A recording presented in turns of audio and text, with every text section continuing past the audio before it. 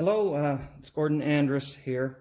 The other day on Facebook, in a saddle makers group that I'm part of, a post came up about edges, refining edges, and someone mentioned the tools that I use to do that. So I thought I might just expand on it a little bit and make a little video for my blog, and hopefully it'll be small enough it'll fit on that post on Facebook. So I've been using the Sureform Rasp tools for a number of years in refining the edges on especially like skirts and fenders and anything where I want the curves to come out fair.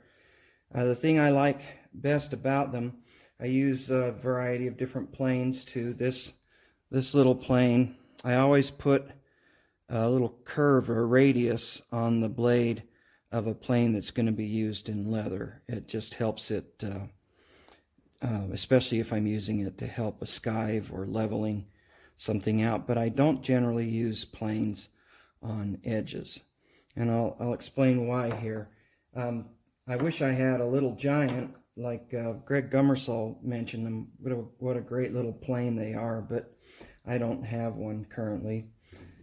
I do use this little bullnose plane when I need to get into some tight corners and stuff in trimming, but I don't use it all that often. But that's a great little plane too. That one I do leave just the straight edge on it. Don't radius it. This one just has a very slight radius on it, but that helps it to cut in leather excuse me, better than it would if it was just a straight blade. So the Sureforms are kind of the main thing I wanted to talk about here. I'll just bring up these little files over here first though. This one I got from Bob Douglas a number of years ago.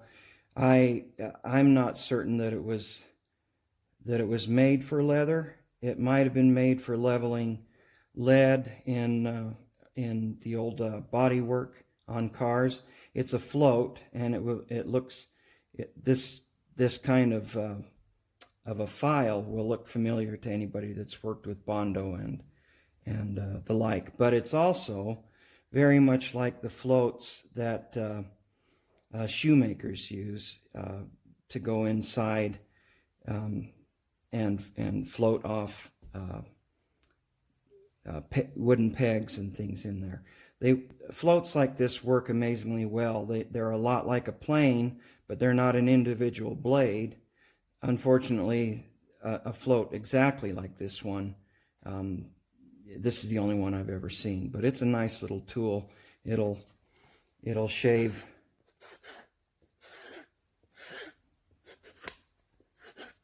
and I can turn it on a little bit of a diagonal. So even a float from an auto body shop would work well in leather. These little files, these are from Japan. They're available from a lot of places anymore, but Woodwork or Woodcraft company, they stock these, and I get them. They have a branch in Salt Lake. I get them from them. And so this one has a radius on it. These are also floats, but they have a little tooth in them too, and these are really aggressive, and they are really hard. These files I've had for years and been using them, and they just haven't gotten dull. You see, I'm going to work on this little spot right here. I'm running it on a little bit of a diagonal, and it's just fared that off. And that's without any moisture, and that quick. Then this little bitty one is from the same line of files, and it's just a lot smaller. I can get down into little corners like this with it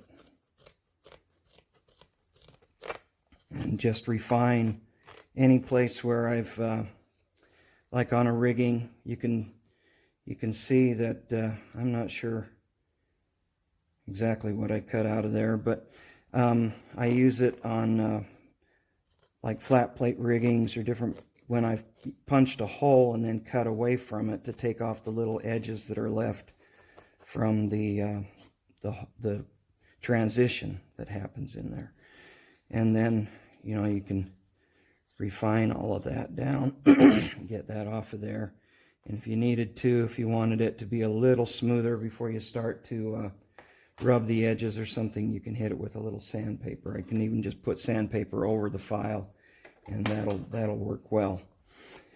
For an inside curve like this, I just love these Sureform round profile Sureform files, and you can get these in a real variety of places, but the most common one that you'll find, like at Home Depot, is this one here.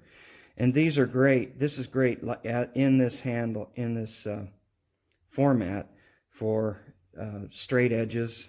And you know, I do keep this one in this handle, but this is the rasp that actually fits in that. And the thing that's great about it is that it can conform to the shape that you're working on. So if I'm on an outside here, I can just bend it to match that.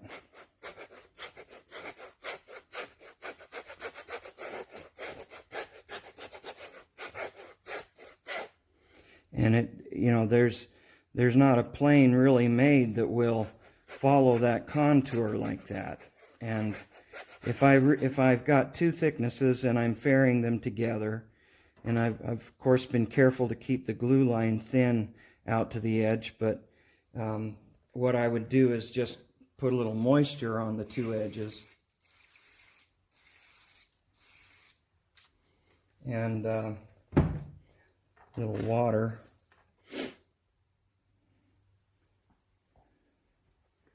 and then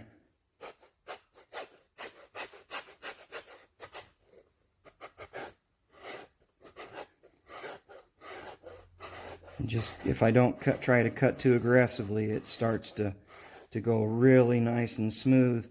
And I actually have an edge there that's pretty much ready to finish down. It's the way that the teeth are offset on it. Now these can be sharpened also, and that's the nice thing about them. Of course they come really sharp, but you can see this one's, when I bought this handle, this was in it, and it was all rusty. And I just took, I have a lap for sharpening chisels and stuff. It's a flat lap, but you can do let me run over and grab a diamond stone.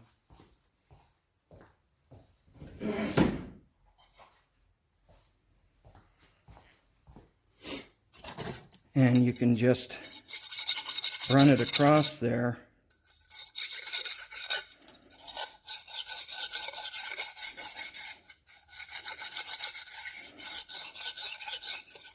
You know, just that quick.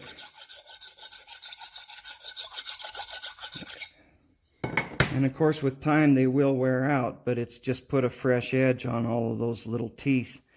And now I can get a little water inside of here.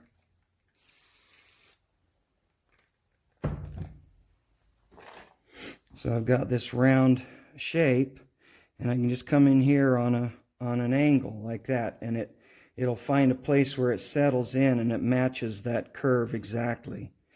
So then I can just refine the curve from inside like that. And I can feel the shavings coming up and hitting my thumb. You see how they're coming through there. And that's with a fresh edge on it. They're basically razor sharp, and then I get, it always pushes up this little bead here. I use my smallest, I've got an edger from Don King that's the smallest one I've ever seen. And let me grab it.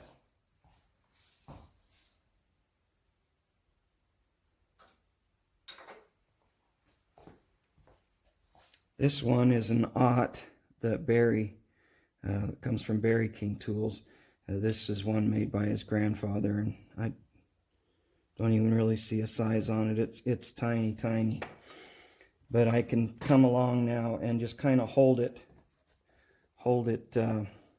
not on the angle but flat, and it'll go along there and take off that edge, and then I can assess what I've got and see how refined that edge has become. And you can see that if I had two pieces of leather tacked on there, they would become perfectly level with each other and share the same finish. And then I can go from this point, and once I get things fair and level the way I want them, then I can go to the stitcher, edge the piece, and rub the edges, whatever I need to do. But once it's to this point, my stitch line is also going to be as perfect and level as the edges. So I thought this might be helpful. I hope it is. And please come and visit my Red Ox brand tools, and I have a blog there. You can register, and you'll get notifications when there's new posts. There's a lot of information there. And thanks for checking in. Thanks for watching.